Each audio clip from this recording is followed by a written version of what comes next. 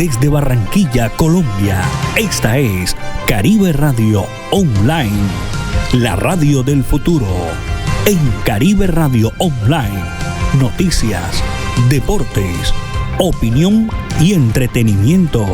Todo en una sola radio. www.cariberadioonline.com. Caribe Radio Online es la radio del futuro.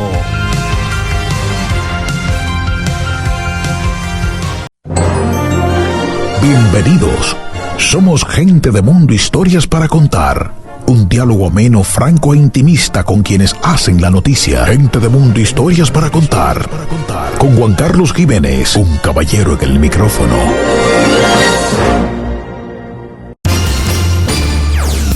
Los conceptos, productos y servicios del siguiente espacio son responsabilidad del director del programa y no representan el pensamiento de esta emisora. En Gente de Mundo, historias para contar, creemos en el poder de la verdad y el conocimiento. Por eso estamos orgullosos por nuestra alianza estratégica con la Agencia Mundial de Prensa. Hola Mundo Online Radio, más que un medio de comunicación, ellos son un faro de cultura, educación y desarrollo exponencial. Como su medio aliado trabajamos juntos para ofrecerles un contenido que enriquece, que promueve el pensamiento crítico y que ayuda a construir una sociedad más consciente y justa. Gente de Mundo, historias para contar, nueva temporada. Al aire, Gente de Mundo, historias para contar. Con Juan Carlos Jiménez, un caballero en el micrófono.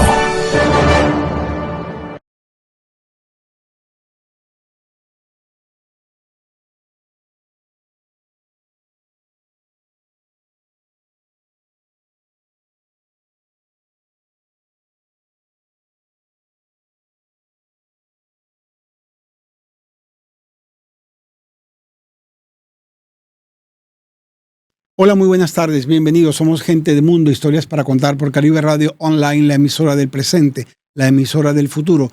De igual manera, usted nos puede ver a través de nuestras diferentes redes sociales, nuestro canal de YouTube, Gente de Mundo, historias para contar, y los viernes a las 23 horas a través de Hola Mundo Radio Online, la emisora de la Agencia Mundial de Prensa que dirige la doctora Cristina Barcelona. En la tarde de hoy, como todas las tardes, me acompaña Daniela Bello Cano, quien está al frente de toda la parte audiovisual, de grabación y de redes sociales.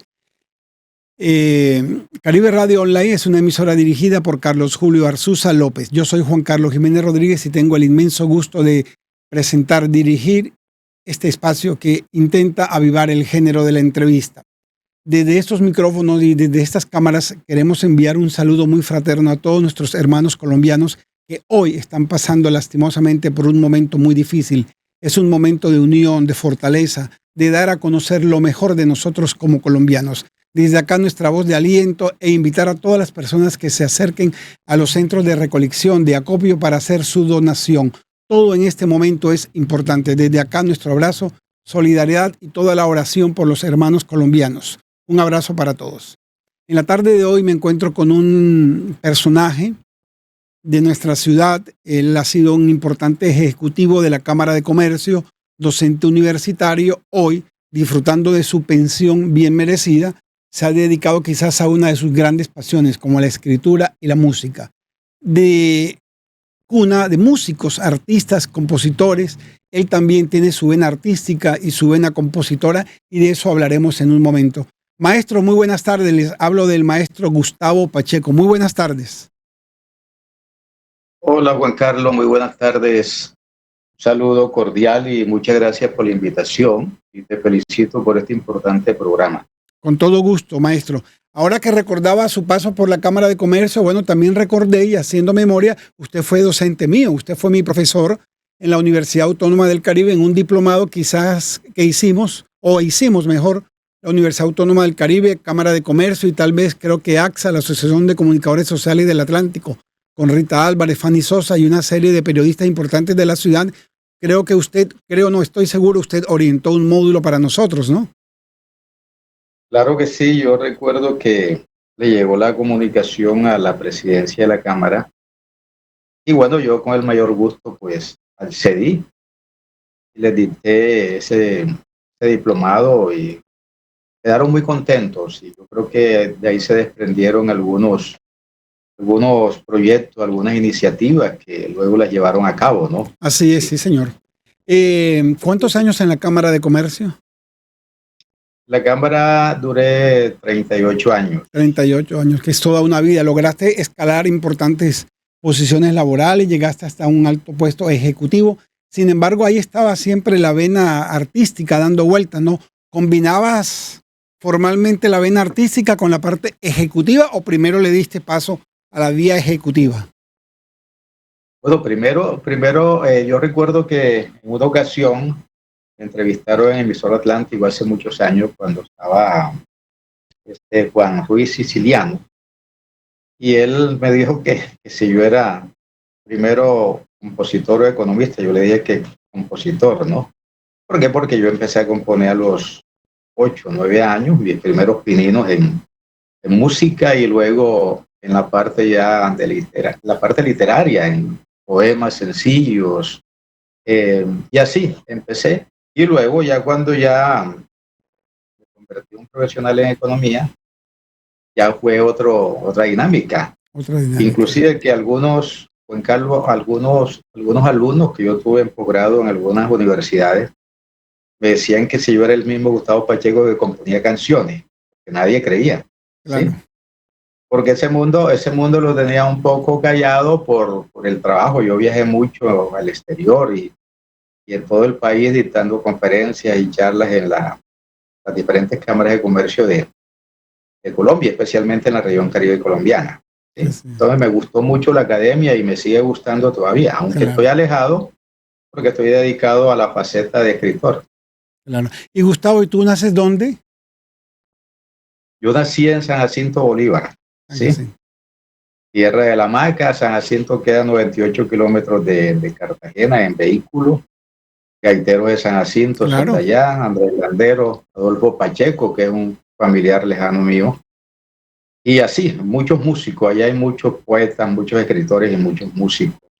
Es un pueblo interesante. Claro. Y hay artesanía también. ¿Y has ido o vas con frecuencia allá, a San Jacinto? ¿Te queda algún familiar? Bueno, sí, tengo familiares. Estuve recientemente este año en la Feria del Libro de los Montes de María.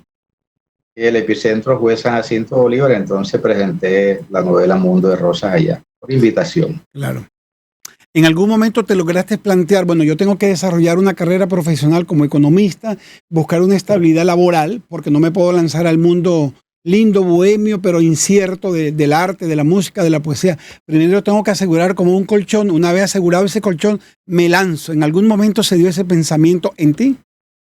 No, te cuento, Juan Carlos, que yo era muy estudioso cuando estaba en San Jacinto. Yo estudié el bachillerato en San Jacinto. Y pues, por supuesto, yo tenía un ego muy grande que decía que cualquier carrera que yo hiciera, pues iba a ser uno de los mejores, en cualquiera, figúrate. Entonces, los amigos míos de quinto, sexto bachillerato, tú sabes que antes era quinto, sexto bachillerato, lo Sí. que es 10 y 11 hoy, me decían el universitario. Entonces, tremendo compromiso que tenía. Claro. Y decidí estudiar economía a través de un amigo que poco mayor que yo, que ya estaba estudiando en Cartagena. Y salíamos cuando él iba a San Jacinto, pues salíamos y yo le preguntaba sobre algunos aspectos de la economía y entonces me gustó algo de economía y ahí, gracias a Dios, pues terminé la carrera y luego me incorporé en la Cámara de Comercio de Barranquilla durante 38 años, pasando por diferentes cargos.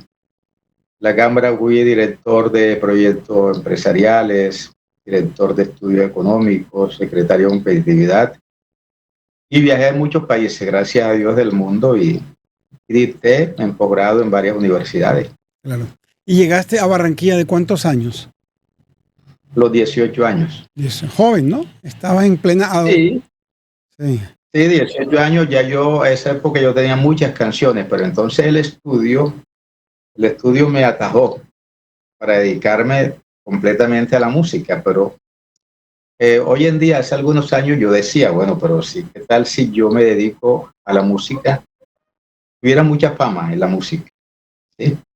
¿Por qué? Porque mucha gente que estaba en ese momento estudiando, sobre todo de La Guajira y el Cesar, se convirtieron en unos importantes compositores, o no yo estuviera a la par de ellos.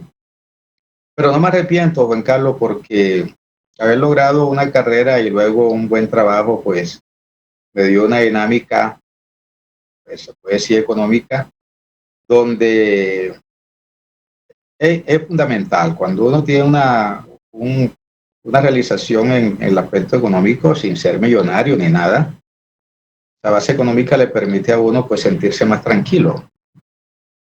Bueno, luego eduqué a mis 3 hijos profesionales en universidades privadas y bueno, gracias a Dios, le doy muchas gracias a Dios. Y fíjate que en la música no me ha ido tan mal porque en este momento pues tengo 135 canciones grabadas, todas declaradas en Saico. Soy compositor afiliado a Saico, socio de Saico hace prácticamente 28 años. Me incorporé un poco tarde, pero ahí estamos pues trabajando en la música y escribiendo a la vez, que es lo que me gusta. O sea, son dos pasiones, la música y la literatura van de la mano. Claro. En esa visión economista o economicista que tienes, que has estudiado, que lees permanentemente y que además combinas magistralmente la parte artística, ¿te has puesto a pensar o has hecho el ejercicio de reflexión por qué antes los músicos, los cantores, los poetas bohemios, por su característica fundamental de bohemios, no lograban un éxito económico como en día hoy? Hoy en día todos los compositores ganan muy bien, los artistas, los cantantes, todo eso es una danza de millones impresionante. Pero antes no, antes morían en la pobreza, incluso se hacían recolectas para poder sepultarlos cuando llegaba el momento, ¿no? Sí, o sea, de acuerdo a las investigaciones que se han realizado en el Caribe, sobre todo en la música vallenata y sabanera, pues antes el compositor, porque la música nuestra, vallenata y sabanera, nació en el campo, ¿sí? Gente campesina. Ya últimamente es que ya los compositores y los cantantes fueron educándose en universidades. Pero la música nuestra nació muy artesanal en el campo, con grandes figuras, por supuesto. Y antes una canción no se le daba el valor que se le da ahora, ¿sí?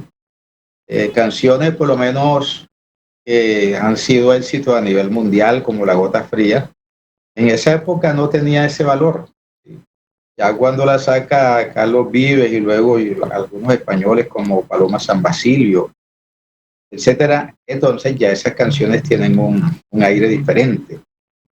Pero el que componía antes y el que cantaba de pueblo en pueblo, eso lo usaba como un transmisor sí, de noticias, de relatos. Eso es lo que dicen las investigaciones, especialmente en el vallenato, en el género vallenato. Aunque también pues no se desconoce el género sabanero, porque por lo menos en este caso que yo soy sabanero, de las sabanas de Bolívar. Entonces, tuve pues muchas vivencias o vi muchos juglares que estaban en esa faceta de componer, y algunos, por lo menos en el caso de Andrés Landero, que él además de tocar el acordeón era campesino. Él sembraba sus rosas, como dice uno, sembraba maíz, sembraba la yuca y sembraba otros productos de pancoger. Entonces, eso lo complementaba con la música. Las tardes que llegaba al pueblo se ponía a componer y a tocar acordeón. Entonces, así creo que hicieron mucho también en Valledupar o La Guajira, ¿no? En parte Magdalena, Cesar. En ese aspecto que nuestra música, nuestras canciones son de origen campesino, hoy a través de una instancia tan importante como el Ministerio de la Cultura y de los Saberes Populares y de las Tradiciones, hoy quieren rescatar todos esos saberes tradicionales, populares. Está el tema de la medicina, de la alimentación, de la canción, de la música. Hoy quieren rescatar todo esto para darle un nuevo vestido, quizás de pronto darle un nuevo vestido y presentarlo internacionalmente y decir, estos son nuestros valores, esta es nuestra herencia cultural, nosotros somos esto en esencia.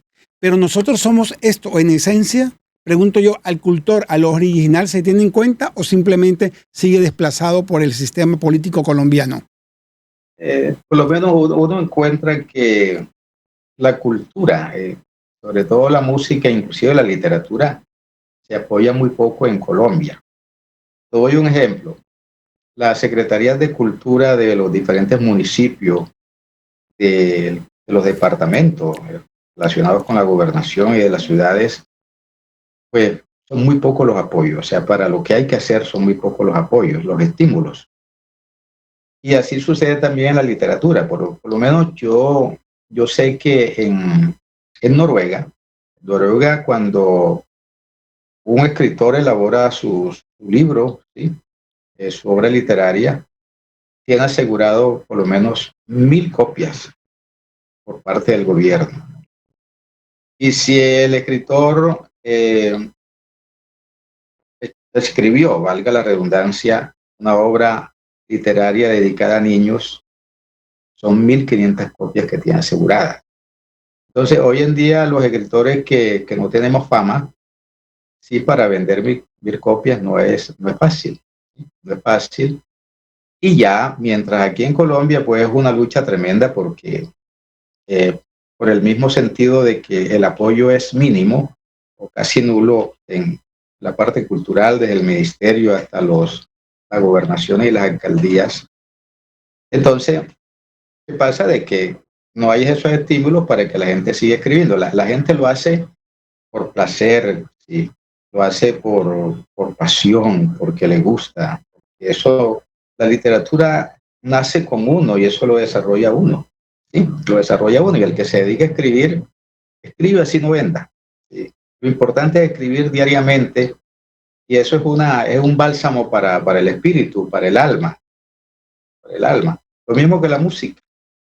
La música también, o sea, la música, mucha gente no es famosa y yo le he escuchado a muchas personas que no han tenido fama y son buenos músicos, porque todos los buenos músicos no han tenido fama.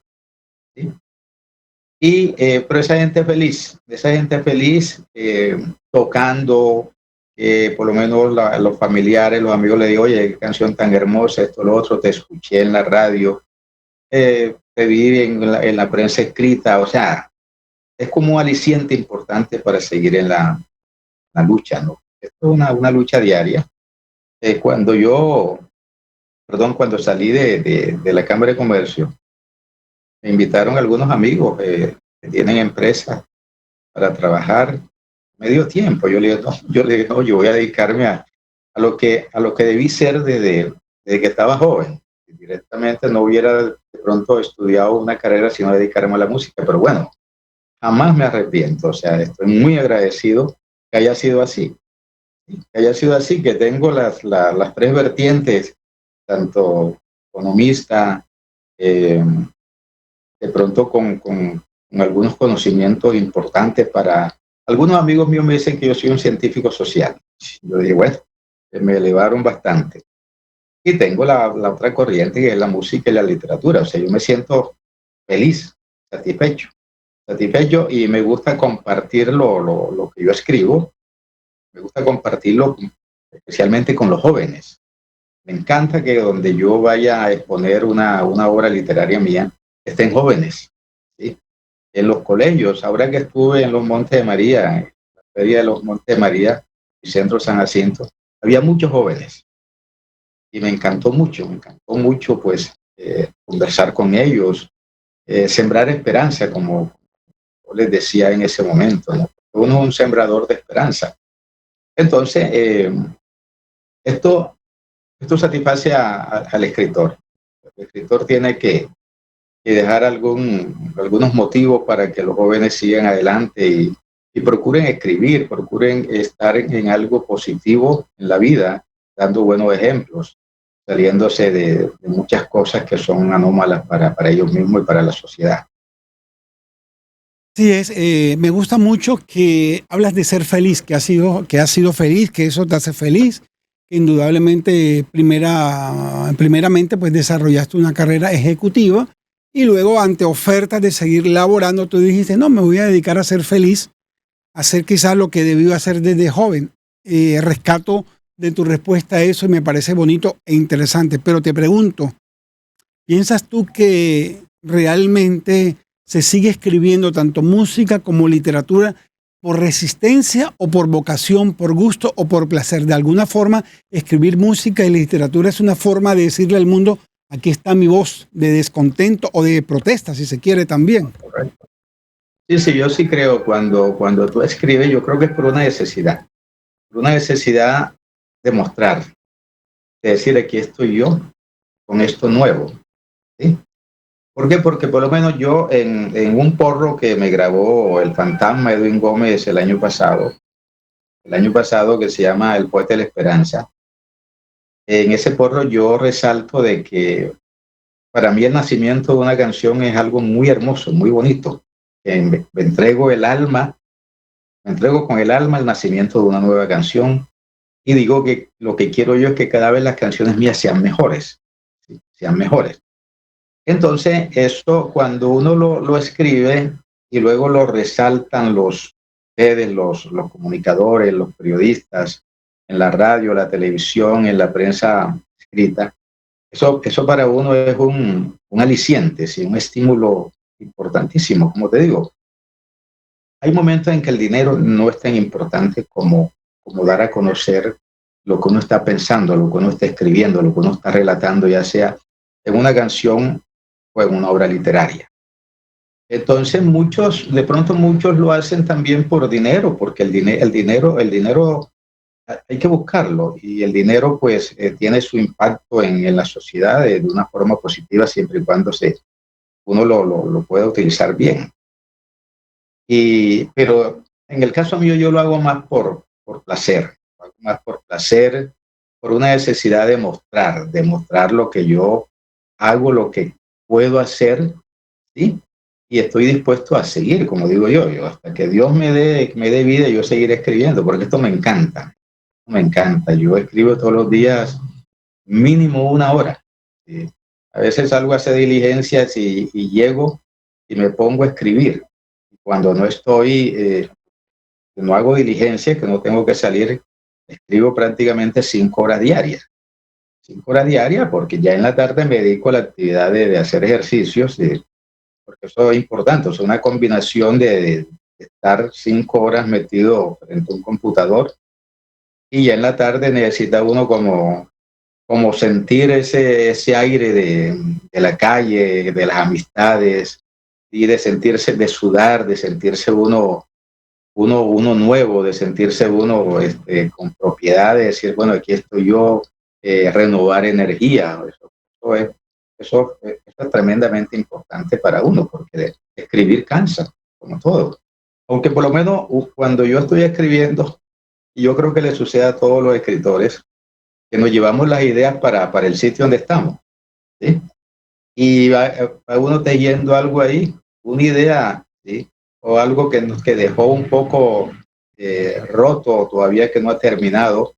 Entonces uno de pronto le llega una idea cuando está hablando con la gente o escucha a alguien que dice algo y a uno le parece bien y eso lo tiene en cuenta. Entonces, sí es importante la relación, por lo menos la parte social, somos animales gregarios y nosotros tenemos que estar con la dinámica de las amistades, y eso es importante. La psicología nos dice de que las personas cuando ya tenemos cierta edad tenemos que reírnos, hablar con otra gente, porque si nos quedamos en la casa, la persona se enferma, ¿sí? La persona se puede enfermar.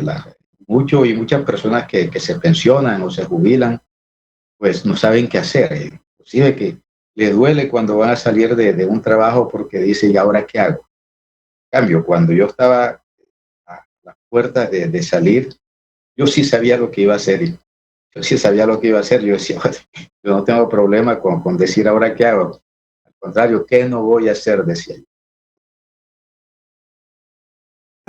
Atención nuevamente tu respuesta y tocas un tema muy actual y un tema muy de nuestros días, por supuesto también es actual al ser de nuestros días, y es que mucha gente al pensionarse se pregunta ¿qué voy a hacer? Se enferman, se envejecen, se inutilizan, se invisibilizan ante la sociedad y terminan casi que recluidos en su habitación. Sin embargo, tú saliste con toda la energía del mundo, entre comillas, a tragarte el mundo, porque tenías muchos proyectos, tenías mucha vida por desarrollar, y doy fe que lo has hecho porque he estado en 2 oportunidades en eventos literarios tuyos y ha sido una presencia masiva de estudiantes, de docentes, de invitados especiales, de medios de comunicación, y tú has brillado con luz propia, te has tomado al público y lo has llevado al bolsillo, y termina el evento y se acercan a ti jóvenes, adultos, a saludarte, a felicitarte, la firma de un libro, un autógrafo. Entonces quiere decir eso, que se pensiona uno, pero la vida continúa y hay mucho más trabajo y más proyectos por hacer, porque uno pone en práctica esos proyectos que antes no pudo hacer por el trabajo. Correcto, por lo menos cuando yo en la Cámara de Comercio, pues en la parte económica soy coautor de algunos libros de economía y muchos estudios económicos propios y otros compartidos, estudios económicos y sociales. Pero cuando ya salgo, yo dije, yo no voy a escribir estos temas, voy a dedicarme a la literatura. Y enfrentarme al principio a eso, pues no fue duro, pero sí tuve que leer bastante obras literarias. Ya yo venía leyendo desde joven obras literarias, pero me gustaba mucho leer obras literarias. Me parece fascinante la literatura, aprender de experiencias, mirar un poema o una parte de una poesía dentro de una obra, ¿sí? Porque lo que escribimos tenemos algo de poetas, ¿sí? Algo de poetas, y entonces lo bonito, yo veía en las obras que había unas palabras y unas frases muy hermosas que uno no las había escuchado, y eso me parecía fabuloso. Entonces yo decía, yo no voy a escribir ni proyectos, ni planeación, ni nada, y todo eso me encanta. Si no, voy a escribir algo distinto que me lleve a una imaginación, creo que mayor que cuando uno escribe por lo menos un tema económico.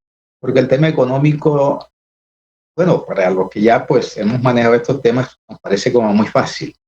En cambio, escribir temas desde lo desconocido, ¿sí? Desde la ficción, desde la realidad, por combinar realidad con ficción, me parece fabuloso. O sea, para mí que es una inventiva que uno tiene que realizar, y cada palabra, cada frase tiene que ser bien dicha, ¿sí? Sin ser uno el mejor escritor, sin ser uno el mejor poeta, pero iba aprendiendo, porque esto es un aprendizaje constante, o sea, un aprendizaje constante. Nosotros en los temas que desarrollamos en literatura y en la editorial Punto y Coma, donde yo escribo, nosotros tenemos reuniones con frecuencia, periódicas, donde hay mucha gente que participa a nivel de Latinoamérica, y aprendemos desde marketing literario hasta nuevas cosas. Y entonces eso me parece fabuloso, aprender y desaprender. O sea, uno no se la sabe toda, uno no es autosuficiente. ¿Cuál fue el primer libro que lograste escribir que dio a la luz pública? Bueno, por lo menos en términos literarios, la novela Mundo de Rosas. Aquí muestro la novela Mundo de Rosas. Es una novela de 2 volúmenes, se compone de 2 volúmenes, y son 546 páginas los 2 volúmenes. Esta novela está disponible en Amazon, tanto en pasta blanda como en Book y en Buscalibro, y en otras pues referencias de redes. Y luego ese libro Mundo de Rosas te hizo ir a la Feria del Libro en Bogotá, ¿no? Correcto, sí, por lo menos qué pasa con la editorial donde yo escribo. Esa editorial tiene unos enlaces a nivel mundial, en Estados Unidos, en Brasil. Entonces, donde hay ferias o eventos literarios, la editorial, alguien allá o manda los libros. Los libros son unos libros viajeros. Y entonces esos libros se dan a conocer en esos países también. Y recientemente, ahora en abril, estuvimos en la feria del libro de Bogotá. Me parece interesante, es la mejor feria de de Colombia y de Latinoamérica. Es muy importante, donde ahí es mostrar los libros, lo que hace uno y la gente se acerca. El año pasado estuve en la Feria de Barranquilla. Este año, pues, con el favor de Dios también vamos a ver si participamos. Estoy esperando que me aprueben la feria en Santa Marta, la Feria Internacional del Libro en Santa Marta. Y así uno siempre está mirando, porque la editorial, ellos nos dicen, bueno, mira, hay una feria en tal parte, en Medellín, entonces la editorial presenta ya sus stands y allá van los libros nuestros. Ahora ese fue un joven poeta que escribe en la editorial, invitado en México. Él estuvo recientemente, hace como un mes, y él llevó libros allá. O sea, libros que no pesaran mucho, que no fueran tan gorditos, sino unos libros que no pasaban de 120, 130 páginas por los pesos. Entonces ellos mostraron los libros. Por lo menos en el caso este es un libro de poesía que se llama Teyendo Versos de Amor. Creo que se puede ver ahí. Sí, claro, aquí lo podemos ver perfecto. Teyendo Versos de Amor. Ese libro se llevó a México. Y se vendieron algunos. Entonces, y por lo menos como yo comentaba ahí, lo importante, pues, si bien es importante el dinero, lo importante también es mostrar de que nosotros también en Colombia tenemos poesía, y en el editorial Punto y Coma también tenemos poesía, escribimos. Entonces somos muchos escritores. Claro. Y los títulos de los libros son casi que títulos de canciones, ¿no? Tejiendo historias de amor, Mundo de Rosas. Y mira que me llama la atención ese título, Mundo de Rosas, porque hemos escuchado comúnmente una frase cuando la gente dice, la vida no es un mundo de rosas, como la gente cree. Y tú trabajas con ese título, Mundo de Rosas. ¿De qué habla Mundo de Rosas? No, figúrate, Juan Carlos, que yo compuse una canción hace 37 años que se llama Mundo de Rosas, donde siempre he sido un soñador desde niño, y siempre digo de que cómo me gustaría ver un mundo mejor para todo el mundo. Y cuando yo, la primera vez que me dediqué a escribir literatura, yo dije, yo creo que este es un título que me puede servir. Y cuando ya la canción, pues, miro las estrofas, la letra, yo dije, no, aquí está el almendra, el corazón del libro. Y empiezo a escribir. Me demoré alrededor de 6,000 horas escribiendo ese libro largo de 546 páginas. Y el centro o el corazón de la novela es la canción. Inclusive que un amigo, un escritor de Bogotá, él participa en un programa Radio Poesía. Él me dijo, Gustavo, yo quiero que tú, pues, hables sobre la poesía, canción, novela, figúrate, Mundo de Rosas.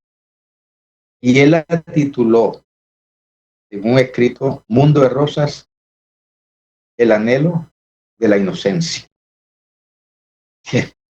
A mí me gustó mucho ese título, y yo lo resalto cuando últimamente he estado presentando la novela.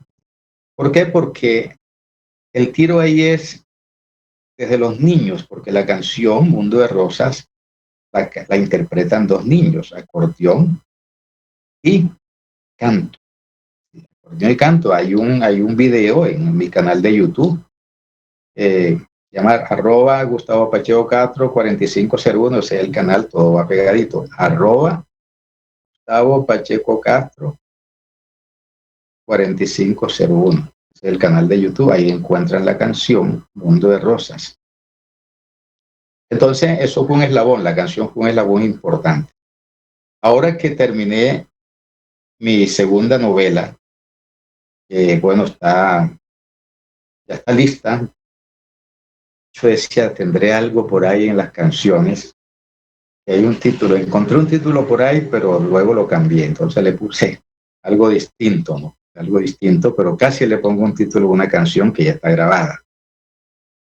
Y las cosas, como yo comenté en la CUT, que me dio la oportunidad de presentar la novela hace un año, si no estoy mal, un año, el día del idioma, el día del libro, invitado por nuestra amiga Sandy Olarte, en en algo especial, en un programa especial que tiene la universidad sobre algo así como artesano de la palabra, que me parece bien el título. Si yo le agregaría artesano de la palabra y de la escritura. Sí, claro, ¿Por qué? Porque artesano uno de la palabra. Perdón, maestro Gustavo, ¿puedes repetir la dirección de tu canal? es arroba Sí. Gustavo Pacheco Castro, todo pegadito en minúscula, Ah, 4501. ok, porque aquí lo están buscando y me dicen que qué cantidad de videos, o sea, casi 75 videos con canciones, ¿no? Sí, lo que pasa es que hay por lo menos cuando uno se va a videos, son los videos de las canciones que me graban y yo los subo a YouTube. Ah, Y ok. aparecen listas, canciones mías grabadas, pero las suben otras personas, ya Ah, sea el ok. mismo grupo u otras personas. Ok, perfecto. Entonces Óyeme, ahí sí. aparecen dos líneas, tanto los videos como listas, y ahí tengo. Yo creo que tú serías un caso sui generis y diferente en el campo de la música y de la literatura, porque todas tus obras literarias prácticamente son canciones que has llevado a los libros, ¿no? Tus obras están muy Sí, por lo menos, mira, musicalizadas. no, y fíjate que el mundo de Rosa es una metáfora. Que recuerdo que una periodista y escritora de Brasil, amiga de nosotros en Punto y Coma, la editorial, ella creía que el mundo de Rosa era como que yo en esa obra mostraba las diferentes rosas en el mundo, ¿sí? Los tipos de rosas, los colores, etcétera, etcétera. Entonces yo le tuve que explicar que el mundo de Rosa es una metáfora, ¿sí? Una metáfora porque yo lo que busco ahí es un mundo distinto, un mundo diferente, solidario, donde por lo menos hay una sensibilidad social alta para ayudar a la gente más necesitada. Entonces, ahí está Mundo de Rosa, y donde las espinas de esas rosas no pinchan tan fuerte como una rosa normal, ¿sí? La actriz principal es una niña, yo la saco a los 9 años, luego la llevo a una profesional, y esa niña después le contribuye a la sociedad con obras, con dinero propio, con dinero propio. Una niña que sale de una vereda, yo lo digo cuando hago la presentación de la novela, una vereda de cualquier parte del mundo, un lugar olvidado de cualquier parte del mundo. Salir a alguien, esas ganas de hacer cosas para ella misma y para la sociedad me parece fundamental, que eso es lo que falta, lo que falta actualmente. Hoy nos hemos vuelto muy egoístas, insolidarios. Entonces, yo lo que busco en la novela de esa aventura, de todo ese proceso en 546 páginas, es cómo se puede rescatar ese amor por el prójimo, ¿sí? Ese amor por el prójimo, esa solidaridad, por lo menos que tanto hace falta como en estos momentos que estamos viviendo en Colombia, ¿sí? Por ese desastre que la naturaleza, pues por nosotros no estar preparados nos ocasiona, ¿sí? Porque la naturaleza no tiene culpa. Como yo le digo a algunos amigos, la tierra es un cuerpo vivo que se está moviendo. Nosotros somos los culpables por no estar preparados como debe ser. Entonces, ahí es donde yo explico, y los más vulnerables, que son los niños y los ancianos, ahí yo le doy fuerza, que son los primeros que deberían motivar hacia un mundo mejor, y a cuidarlos a ellos. Son los más endebles, niños y ancianos. Entonces, es un tema social, un tema donde no se derrama ni una gota de sangre. Ni una gota de sangre se derrama ahí, pero hay tensiones en todo el cuerpo de la novela. Mira, qué maravilloso. Mira, quiero destacar algo, y es que siempre donde te presentas, a tu lado hay una guitarra, hay un instrumento musical. Siempre terminas con un instrumento musical en tus manos, lo cual das un mensaje de paz. Y me parece que es maravilloso. Además, tú lo condimentas de alguna manera con esa personalidad tranquila, amable, genuina que tienes, con ese gusto, con ese cariño que profesas hacia la gente. Ahora que hablabas de estos momentos difíciles que estamos viviendo en el país y en el mundo entero por la falta de empatía. Precisamente tú irradias eso, empatía, cariño con la gente. Por eso la gente se conecta contigo. Y más que un músico, un poeta, un artista, ven un hombre, un maestro, un profe. Entonces por eso todos terminan llamándote profe. Pero te hago una pregunta puntual y frente a las ingratitudes que se pueden vivir en el mundo, ¿cómo te ha ido con el tema de las regalías? Si llegan oportunamente, ¿se puede vivir de eso? No, sí, los derechos de autor sí llegan cada trimestre, gracias a Dios. A mí me va bien, como a muchos compositores. Y resulta, lo que pasa es que hay una competencia muy grande, Juan Carlos, en la música, ¿sí? Y por supuesto, aquel que tiene más fama, le llega más. Yo creo que es natural y es algo que debe ser así, ¿no? Porque por lo menos en el caso de Saico protege mucho al compositor. Compositores aquellos que ya tienen alguna cierta edad y están enfermos, Saico los ayuda con una mensualidad. Y eso es importante fuera de las regalías o derechos de autor que tienen ellos, que se han ganado por música. Y bueno, es una ayuda importante. Saico para nosotros es vital. Saico no es cualquier institución, tiene 71 años. ¿Sí? Entonces, como digo yo, a Saico hay que quererla, a Saico hay que echarla para adelante. Y en Saico se pueden hacer muchas obras sociales. Por lo menos yo, hace como 12 años, cuando era presidente Nino Caicedo, yo le presenté un proyecto para mejora de vivienda y construcción de vivienda para los compositores más necesitados. El proyecto está vivo, pasó por diferentes manos, etcétera, etcétera. Bueno, se presentaron algunas cosas, pero el proyecto está vivo. Entonces yo voy a seguir con ese proyecto porque el objetivo mío, como lo digo ahí, yo lo iniciaría como un piloto en el Atlántico y yo me brindaría para primero hacer un estudio socioeconómico de los compositores, empezando a ayudar a aquellos que en realidad requieran en el momento, ¿sí? Entonces, yo digo que donde uno esté apostándole a la vida o la vida apostando por uno tiene que contribuir, o sea, contribuir en algo o en muchas cosas. Porque yo creo que para eso vino uno a la tierra. Uno vino a la tierra para hacer obras, así sean pequeñitas. Un granito de arena que uno siembre, pues eso va creciendo, como la semilla de mostaza, según la Biblia, que eso se generó un tremendo árbol que se anidaban los pájaros. Entonces yo creo que así debe ser. El hombre no vino para ser malo, como una vez le escuché a un anciano hace mucho tiempo. La frase me pareció muy hermosa porque no vino a ser malo, ¿sí? O sea, volvió maloso por diferentes circunstancias, pero el hombre no debe ser malo, ¿sí?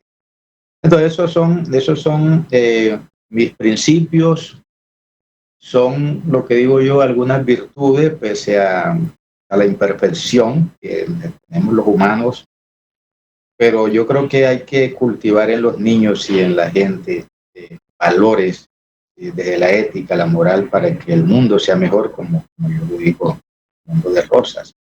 Una novela sencilla, amena, entendible, ¿sí? Puede tener sus errores, que puede ser criticable, pero por lo menos yo trato de dejar un mensaje, que es lo importante, ¿no? Y dejar más preguntas que respuestas, como yo creo que lo tenemos que hacer los escritores o los que estamos en este mundo con ganas de dejar una huella en la literatura. Así es, sería bueno pues que retomara ese proyecto de vivienda de interés para los compositores que están menos favorecidos, sobre todo porque tú tienes la visión, el conocimiento y la competencia para hacer un estudio verdaderamente socioeconómico que apunta al bienestar de los compositores y dejar ese gran legado y esa huella. Tu respuesta descarta cualquier posibilidad de algún comentario que pueda presentarse frente al tema que Saiko es un gremio rosquero, que es cerrado, que solo tienen acceso a los grandes compositores y sobre todo vallenatos, que son los que se manejan en la danza de los millones, insisto, pero tu respuesta descarta pues cualquier posibilidad de pensar mal frente a una organización que ha dado resultados y que ha dado muestras de obras importantes para nuestros artistas. No, y por lo menos nosotros, Saiko está conectado a nivel mundial. Sí, claro. Con otras organizaciones similares y no podemos desconocer eso. O sea, eso es un trabajo constante. Yo digo que en vez de criticar a Saiko hay que contribuir. ¿Sí? Recuerdo yo unas frases o unos pensamientos que decían que iban dos personas por la carretera peleando, quien manejara más rápido porque la carretera estaba muy estrecha. Entonces alguien dice, pero en vez de pelear, ¿por qué no contribuyen a que la carretera sea más ancha y sea mejor? ¿Sí? Entonces yo creo que eso es lo que tenemos que hacer las personas que buscamos esto, que buscamos lo mejor de la vida y lo mejor para uno. Y todas las instituciones tienen sus falencias. Claro que sí. Todas las instituciones, porque son hechas por seres humanos. Por seres humanos. Pero lo que yo veo en Saiko es que hay una comunidad, por lo menos de actores, donde hay es sano la competencia en Saiko.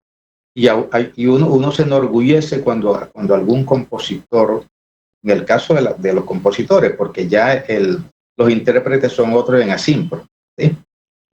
En cambio, en Saiko uno se enorgullece cuando un compositor está triunfando, cuando un compositor se gana por lo menos un concurso a nivel nacional, a nivel mundial, ¿sí? Es una camaradería en Saiko. Y hay diferentes comportamientos de las personas como humanos, uno es el otro, pero yo no veo eso. Para mí todos son mis amigos, ¿sí? Para mí todos son mis amigos. Y Saiko, pues con Saiko conseguimos por lo menos realizar por lo menos trabajos musicales. En este momento nosotros tenemos un trabajo musical, 8 compositores con una orquesta barranquillera de la orquesta del compositor Tensai. Entonces nosotros hacemos lo que comúnmente uno dice, vamos a hacer una vaca para que nos salga más económico la grabación. ¿Por qué? Y Saiko nos apoya pues en las horas de estudio. Entonces, ¿qué pasa? De que nos beneficiamos con Saiko en ese sentido. Una hora de grabación hoy está costando 100,000, 200,000, 300,000, 400,000, 80,000, dependiendo del estudio de grabación, la categoría. Y Saiko de alguna manera nos ayuda con eso. Saiko tiene un estudio de grabación aquí en Barranquilla, en la 64 con 53. Tenemos una casa muy hermosa ahí de Saiko. Entonces hay un estudio de grabación donde los compositores podemos solicitar las horas, pues eso tiene que ser programada con todo, porque hay bastante compositor que quiere cantar y quiere que sus obras se reflejen ante el mundo artístico. Y todo eso lo conseguimos. Y si alguien por lo menos le dice a uno, oye, Gustavo, tú tienes 2 horas que te sobren. Sí, ahí me sobran 5 horas, cógelas. ¿Sí? O lo contrario, o sea, eso yo lo miro como una forma de ayuda, una forma de contribución, una parte solidaria. Entonces, me parece a mí que es una organización muy importante para nosotros. ¿Qué haríamos sin Saiko? Claro. Si nos preguntamos los compositores. Mira que privadamente me enteré que hace algunos días estuvo por aquí, por Colombia, el músico dominicano merenguero Quinito Méndez. Quinito Méndez estuvo en una visita privada en Colombia, precisamente en conversaciones y en una inducción con Saiko, porque él acaba de ser elegido en República Dominicana como director o presidente del sindicato de músicos también, algo similar a lo que puede ser Saiko aquí en Colombia. Y a él le pidieron que tomara experiencias precisamente de Saiko Colombia. Vino aquí solo, privadamente, sin orquesta y sin músico, No vino como el gran músico que es, sino como vino como un obrero, un trabajador, a nutrirse de esa información positiva que genera Saico de Colombia para el mundo. Gustavo, ¿Sintramucol existe todavía? Yo creo que muy poco se le ve la cara. Pero está Asimpro, que Asimpro Claro. recoge a todos los intérpretes. O sea, desde cualquiera que cante, que toque un instrumento, que haga un coro, puede estar en Asimpro. Tiene unas reglas para entrar. Claro, claro. ¿Sí? Para entrar. Así como es Saico. Ok, bueno, voy a formularte la última pregunta porque sé que tienes un compromiso y quiero ser respetuoso de nuestro compromiso, de nuestra palabra, de tu palabra, el compromiso con que pactamos esta entrevista y finalmente pues quiero preguntarte, ¿te sientes más cómodo en la música o en la literatura? En las dos. ¿Sí? Y si te tocara escoger En las una. dos, por lo menos si yo escojo una, yo me quedo. Es que Es difícil. si uno tiene dos hijos, son dos hijos que yo Es tengo. correcto, también estaba pensando en eso. ¿Cómo escoge uno? Entonces, ¿Cómo son quiere dos uno más a hijos. uno que el otro? Figúrate, ahora que estaba diciendo, pero si escojo la literatura y la música, pero si escojo la música y la literatura, y al principio yo dije que van de la mano. Claro. O sea, se necesita una de otra. Se necesita una de otra. Inclusive, que en el libro de poemas, muchos colegas de la editorial me dicen, Gustavo, tus poemas son como musicalizados. Sí, claro. ¿Sí? Y yo dije, bueno, yo creo que hay parte de razón. Y hay muchas historias de muchas obras literarias que nacen de la música y música que nace de la literatura. ¿Sí? Y te pongo un ejemplo. Nicolás Guillén, el poeta cubano, Claro. en 1912 nació y escribió un poema que se llama ¿De qué callada manera? De qué callada manera.